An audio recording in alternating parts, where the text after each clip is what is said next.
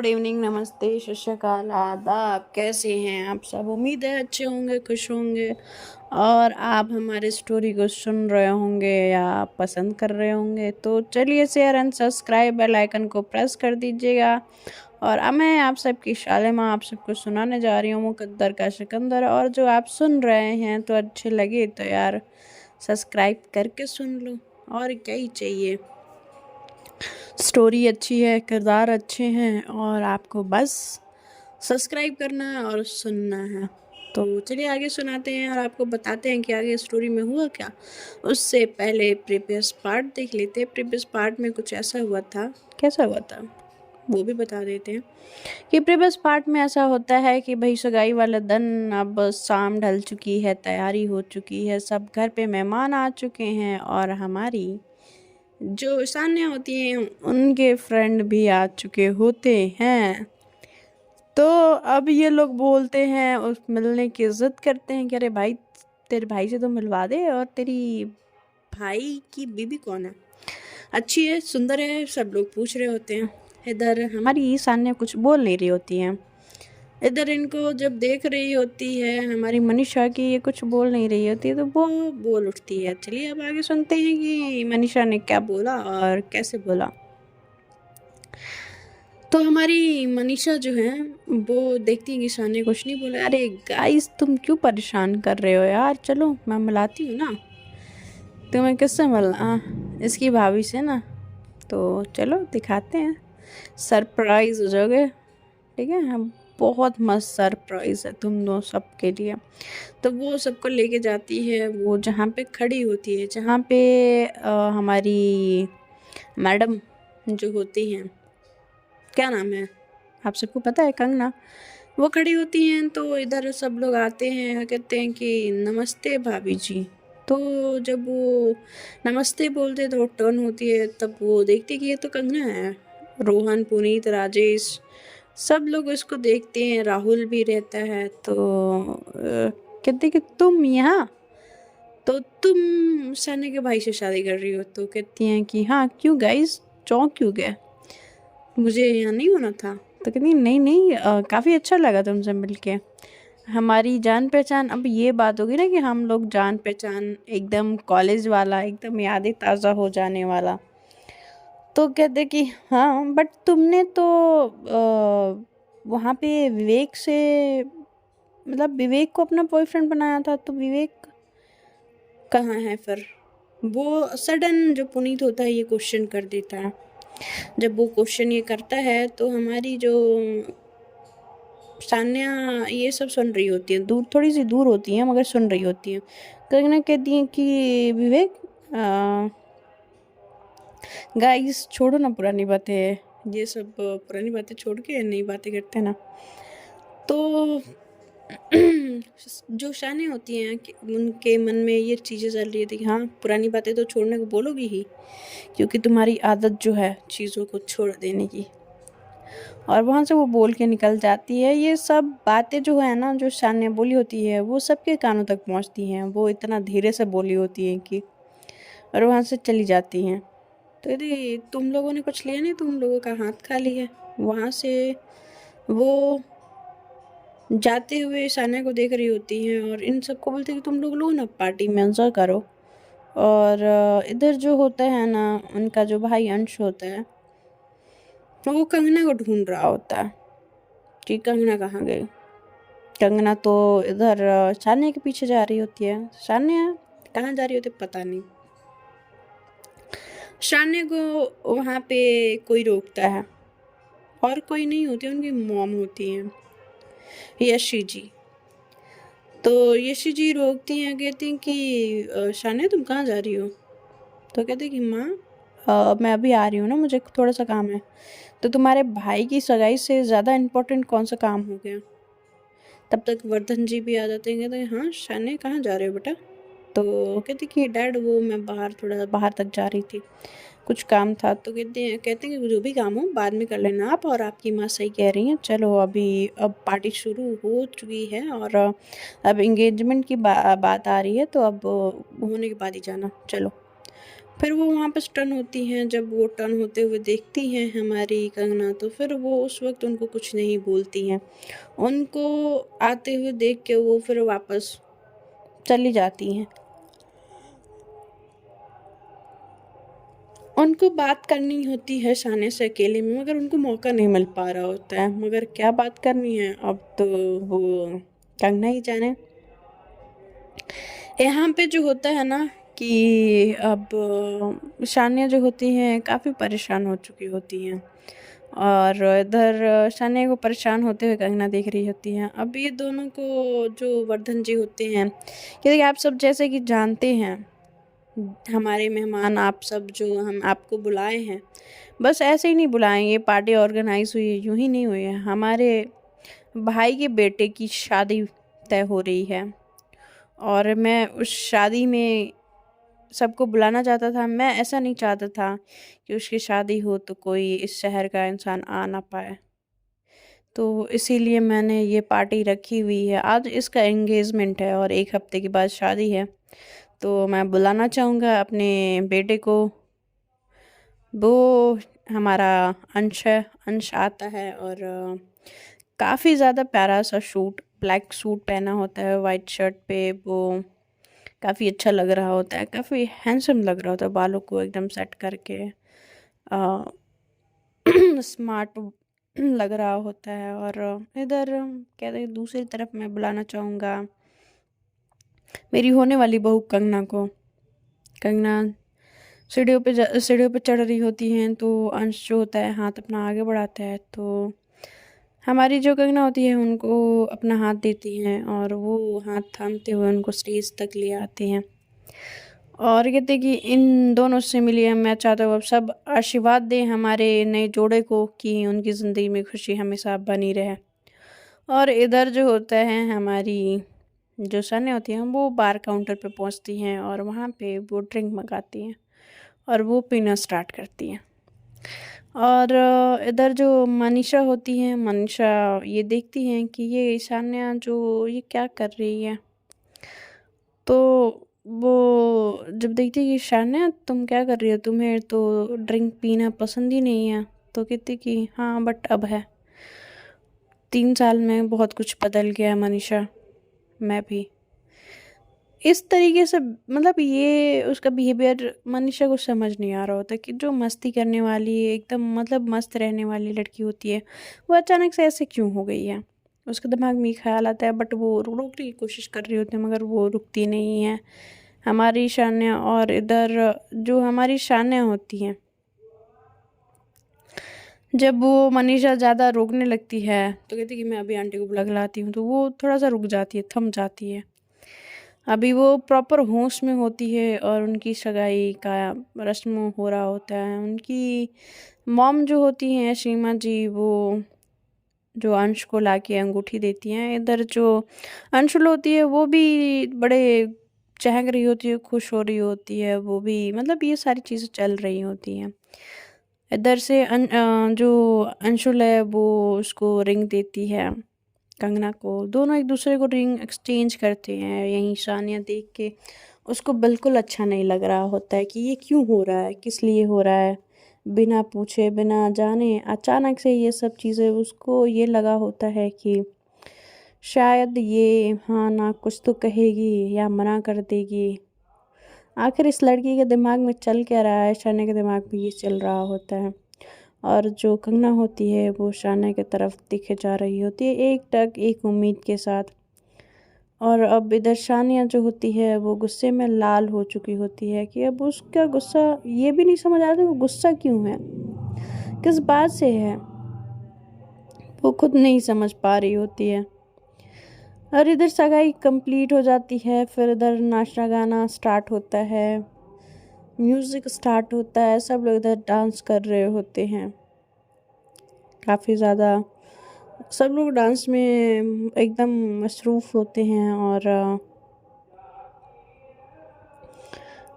ये सब होने के बाद जो हमारे अंश और कंगना होते हैं वो मतलब एक कपल जो होते हैं ना, एक अच्छा सा कपल डांस, रोमांटिक डांस कर रहे होते हैं साथ में, खड़े होके, और ये सानिया देख रही होती हैं, और वो होता है ना कि गुस्से में अपनी मुट्ठी को भींचे जा रही होती हैं। अब वो गुस्सा किस बात पे है उनको खुद नहीं समझ आ रहा होता है। खैर जो भी है, अब जो भी होगा अब तो सब सुनेंगे ही और जानेंगे ही। हमारी शानिया वहाँ से उठती हैं और चली जाती हैं। गाना बजाना चल ही रहा होता है और शानिया जो होती हैं चली जाती हैं, और एक कोने में खड़े होके वो बाहर की तरफ देख रही होती है। वो होता ना कि मन में शांति उनकी नहीं होती है। शानिया का दिल कहीं ना कहीं जल रहा होता है, और किस तरह से जल रहा होता है उनको समझ भी नहीं आ रहा होता कि आखिर हो क्या रहा है। तब तक हमारी जो मैडम होती है कंगना, वो आती हैं। उनके फ़ोन पे कॉल आता है, वो आती हैं, अपना फ़ोन उठाती हैं, और फ़ोन उठाने के बाद कहती हैं कि हेलो, मैंने बोला ना बार बार कॉल मत करो। हाँ, बोल दिया ना, पैसे मिल जाएंगे और बहुत जल्दी अरेंज हो जाएंगे। हाँ हाँ, मुझे पता है कि मैं क्या कर रही हूँ। मेरी चीज़ों से दूर रहो। तुम्हें पैसे से मतलब है ना, तुम्हारे पैसे तुम तक पहुँच जाएंगे। ये सब बातें बोल के फ़ोन रख के वो वहाँ से चली जाती है। उसको पता नहीं होता कंगना को कि ये बातें कोई सुन रहा है, और उसके जस्ट पीछे जो हमारी शानिया होती हैं वो ये सब सुन रही होती हैं। जब वो सुनती हैं कि ये किसको बोल रही है और ये किसको पैसे दे रही है और क्यों, इसके पास इतने तो पैसे हैं नहीं कि ये इतने पैसे देगी, तो ये है कौन और ये ऐसे कैसे बोल रही है। जब ये सुनने के बाद उसके दिमाग में एक कहानी आती है कि कहीं ये मेरे भाई के साथ कुछ फ्रॉड तो नहीं कर रही। एक बार मुझे फिर से इसके बारे में सब कुछ पता कराना चाहिए। वो राहुल को फ़ोन लगाती है, अपने जेब से फ़ोन निकालती है, राहुल को फ़ोन लगाती है और कहती है कि राहुल, मैं चाहती हूँ कि तुम एक बार फिर से इस लड़की के बारे में सब कुछ पता करो। तो कहते हैं, राहुल कहते हैं कि ठीक है, मैं पता करता हूँ। और कहती कि अगर तुम कुछ भी गड़बड़ कर रही होगी ना कंगना, तो तुम्हारे लिए अच्छा नहीं होगा। तुमने फिर से मेरे ही घर में मेरे भाई के खिलाफ अगर कोई भी साजिश रचने की कोशिश की है, तो तुम्हारे लिए अंजाम बहुत बुरा होगा। इस अंजाम का जो तुम्हारा तो जो हश्र होगा वो होगा। तुमने जो खेल खेला है तुम पे बहुत भारी पड़ेगा कंगना, अगर कुछ भी तुमने मेरे भाई के साथ गलत किया है तो।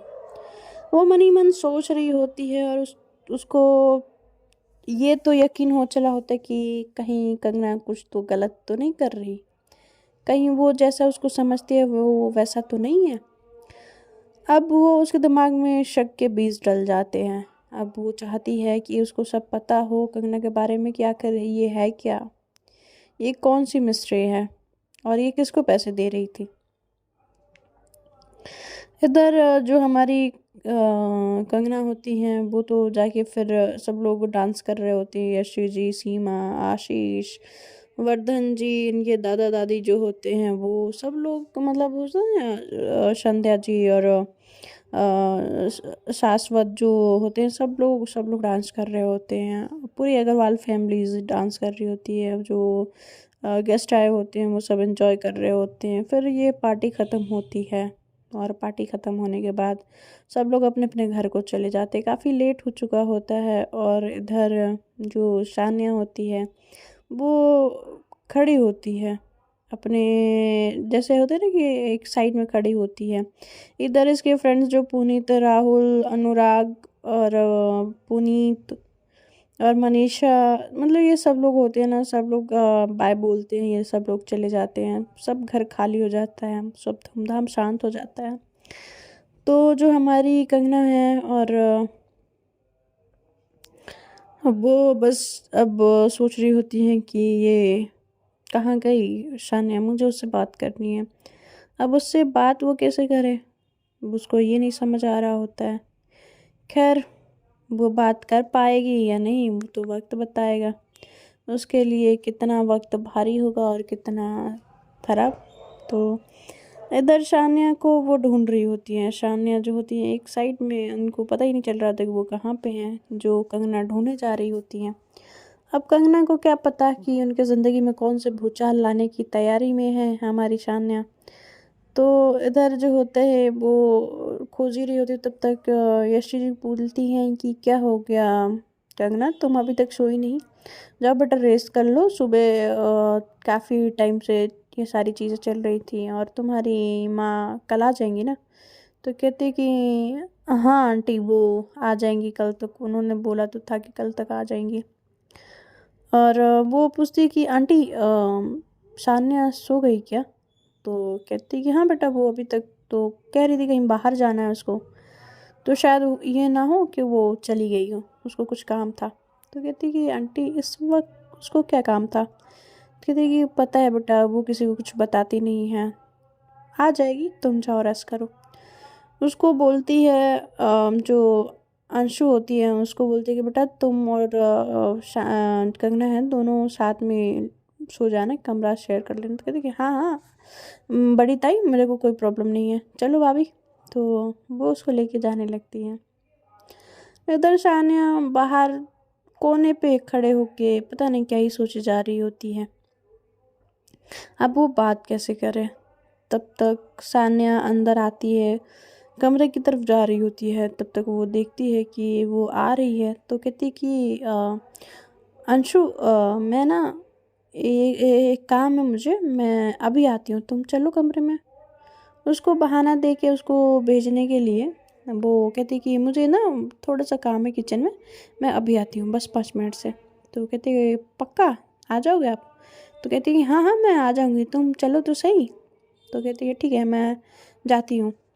तो वो वहाँ से निकल जाती है और ये देखती है कि ये अपने कमरे की तरफ जा रही है शानिया, और वो उससे बात करने के लिए उसके तरफ बढ़े जा रही होती है। शानिया अपने कमरे में जस्ट दरवाज़ा लगाने ही वाली होती है, तब तक उस दरवाजे को पकड़ते हुए कंगना उसका हाथ दरवाजे के बीच में आता है। तो शानिया हाथ देख के दरवाज़ा खोल देती है। कहती कि तुम यहाँ इतनी रात को क्या कर रही हो। तो कहती कि मुझे तुमसे बात करनी है, क्या मैं अंदर आ सकती हूँ। तो कहती हैं कि तुम्हें और मुझसे बात करनी है। क्यों, क्या बात करनी है, बोलो यहीं पे बोलो। तो कहती कि नहीं मुझे अंदर आके बात करनी है। वो दरवाज़ा थोड़ा सा खोलती है तो वो अंदर आती है। कहती है हाँ बोलो। तो कहती है शानिया मुझे ये नहीं समझ आ रहा कि तुम मुझसे इतनी नाराज़ क्यों हो। तो कहती है कि मैं नाराज़, और तुमसे क्यों, तुम मेरी लगती क्या होगी मैं तुमसे नाराज़ होंगी। तुमसे नाराज़ होने के लिए मेरे पास कोई वजह नहीं है, तो इस बात को अपने दिमाग से निकाल दो। तो कहती हैं कि अच्छा तुम नाराज़ नहीं हो, पर तुम उस दिन कुछ कहते कहते रुक गई थी। तो कहती कि मैं कुछ कहते कहते रुक जाऊं या कुछ बोलूं या नहीं बोलूं, उससे तुम्हें क्या है, तुम्हें क्या लोड पड़ी है। तो कहती हैं कि पड़ी है ना, मुझे जानना है, तुम मुझे बताओ। तुम बताती हो नहीं, तुम्हें कुछ कहना है नहीं, तो ये चल क्या रहा है, तुम इतना नाराज़ मुझसे क्यों हो। तो कहती हैं कि वो मेरी मर्ज़ी है। तो कहती है कि ऐसे कैसे तुम्हारी मर्ज़ी है। तो कहती हैं कि बोला ना कि मेरी मर्ज़ी है, और तुम ना अपनी हद में रहा करो, इतनी रात को मेरे कमरे में मत आया करो। तो कहती हैं कि आऊँगी तो क्या करोगी। तो उनके तरफ उनके कंधों को ऐसे हाथ से जो होती है धक्के दिए जा रही होती है, धक्के दिए जा रही। तो कह रही होती है कि सान्या कि मैंने बोला ना कि मत करो। तो वो नहीं मानती हैं और वो हाथ से धक्के उनको दिए जा रही होती हैं उनके शोल्डर पे। तो उनको जो हमारी सान्या को जब ऐसे कर रही होती है कंगना, तो कंगना के हाथ को वो बड़ी हार्डली कहें या बहुत टाइटली उसको पकड़ती हैं और उनको दरवाजे की तरफ लगा देती हैं। और दरवाजे की तरफ लगाने के बाद कहती हैं कि बोला ना मुझसे दूर रहो, और मुझे अच्छे से पता है कि तुम किस मंसूबे के साथ यहाँ पे आई हो। ठीक है, तुम जैसी लड़कियाँ बड़े घर के लड़कों को फंसाती हैं और फिर उनके घर में घुस जाती हैं। हाँ, तुम मेरे भाई से पैसे ऐंठने के लिए आई हो ना, तुम्हें और कुछ नहीं चाहिए। तुम जैसी मिडिल क्लास फैमिली वाली जो ये 2 रुपए वाली जो लड़कियां होती हैं ना, वो मुझे पता है। तुम्हारी इन हरकतों से मुझे पता चल रहा है कि कभी किसी के पैसे को देख के हाँ बोल देना, किसी को पैसे को देख के ना बोल देना। तुम्हारी ये हरकतें ना तुम्हारी औकात बता रही है, समझी कंगना?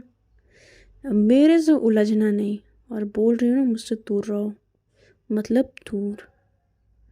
जितनी दूरी उतना तुम्हारे लिए अच्छा होगा। अगर नहीं की, तुमसे नहीं हुआ, तो मेरे से बुरा कोई नहीं होगा। तो वो ये बात समझ नहीं पा रही होती है। कंगना कहती कि मैंने तुम्हारा बिगाड़ा क्या है? हाँ, तुम इतना मेरे पे भड़कती क्यों हो? तुमने कब देख लिया मेरे, तुमको अगर मन आया तो तुम मेरे कैरेक्टर के बारे में, मेरे करियर के बारे में, मेरे हर चीज़ के बारे में, मेरे रिश्तों के बारे में, मेरी हर वो चीज़ जो मुझसे जुड़ी हुई है, तुम उस पर हर वो इंसान पे उंगली उठा देती हो जिस पे तुम्हें नहीं उठाना चाहिए, जिसको तुम नहीं जानती हो। हाँ, तुम्हें क्या लगता है कि साने कि तुम सही हो, बहुत ज़्यादा सही हो? हाँ, तुम इस अक्कड़ और गुस्से में, तुम्हारे पास बहुत पैसा है तो तुम्हें क्या लगता है कि तुम सबको खरीद लोगी? नहीं, किसी को तुम खरीद नहीं पाओगी। और तुम्हें क्या पता, हाँ, कि इंसानियत क्या होती है, प्यार क्या होता है?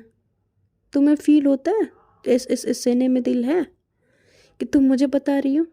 और रहा तुम्हारा भाई, मैं तुम्हारे भाई के पीछे नहीं पड़ी हूँ, तुम्हारा भाई मेरे पीछे पड़ा है। इतना है ना तो उसको मना कर लो, ठीक है? मैंने उसको कभी नहीं बोला कि तुम मेरे पीछे आओ।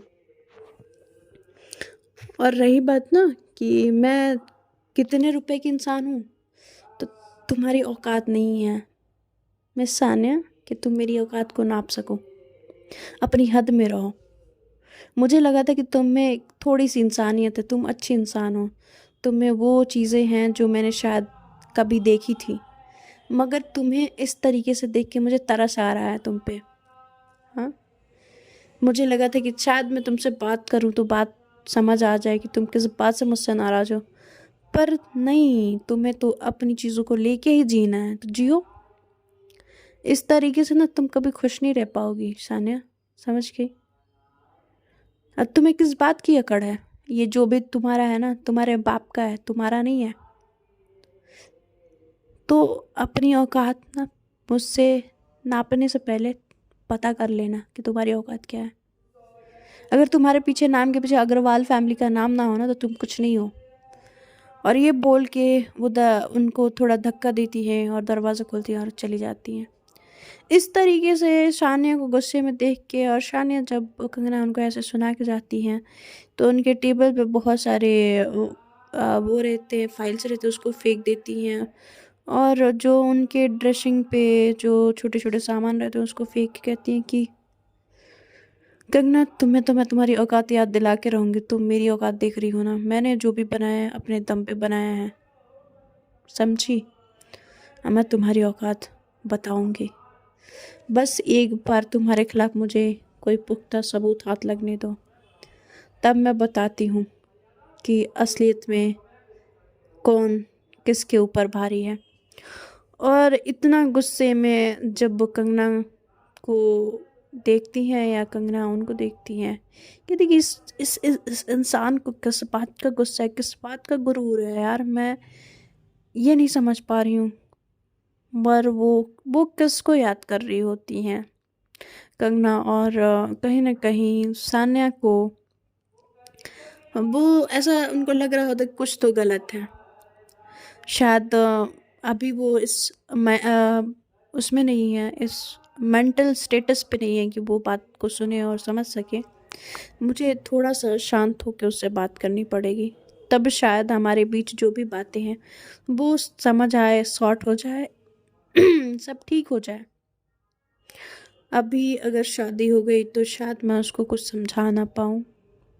जो हमारी कंगना होती हैं वो कोशिश करती हैं और समझाने की कोशिश करना चाहती हैं, और वो ऐसे ही सोचते हुए अपने कमरे तक पहुंच जाती हैं। और इधर जो होता है, हमारे सान्या को एक कॉल आता है। उस कॉल में उनको बोलते कि हेलो, हाँ मैम, मैंने पता लगा लिया है, आपने पता लगाने को बोला था। वो कॉल जो होता है और किसी का नहीं होता है, वो राहुल का कॉल होता है।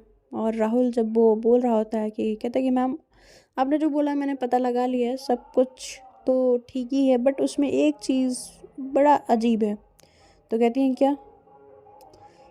तो कहती है ये इस लड़की का बैकग्राउंड, इसकी फैमिली में ये जो बोलती है कि उसके डैड नहीं है, बट इसके डैड तो जिंदा हैं। तो कहती हैं क्या? तो कहती है हाँ जिंदा है। तो कहती है ये ठीक है, तुम मुझे जो भी प्रूफ तुम्हें मिला है मुझे ला के दो, मैं आज सुबह देखती हूँ। तो कहते हैं कि ठीक है, और वो फ़ोन रख देती है। कहती है कि मिस कंगना, देखो मैं तुम्हें कैसे सबके सामने बेइज्जत करके इस घर से और अपने भाई के दिल से धक्के मार के निकालती हूँ। तुमने ये उम्मीद भी नहीं की होगी कि तुम्हारे साथ होने वाला क्या है, और तुमने मुझसे पंगा लेके ना सही नहीं किया है। तुम्हें पता है ना कि मैं जीतने के लिए कुछ भी कर सकती हूँ, और तुम मुझसे झूठ बोलो, ये तो मुझे बहुत पहले से बहुत अच्छे से पता था कि तुम मुझसे झूठ बोल रही हो। तुम जितनी अच्छी बनती हो ना उतनी अच्छी हो नहीं। मैं पहले तुम्हारे झांसे में आ गई थी, अब नहीं। और ये ऐसे करके वो फ़ोन रख तो देती है, उनके दिमाग में बहुत सारी चीज़ें चल रही होती हैं सान्या के, और ऐसे ही करके उनकी सुबह भी हो जाती है। और सुबह जब सान्या की आंखें खुलती हैं तो सामने वो मनीषा को पाती हैं। तो देखते हैं फ्रेंड्स आगे क्या होता है, कैसे होता है, और क्या कंगना और जो सान्या है एक होंगे, या फिर ये दोनों इन दोनों की दुश्मनी में दोनों अलग ही हो जाएंगे। तो इनके प्यार का पंचनामा हो जाएगा। जो भी होगा सुनते रहिए, स्टोरी के साथ बने रहिए, और share and subscribe bell icon को प्रेस कर देना। Bye bye, take care and good night.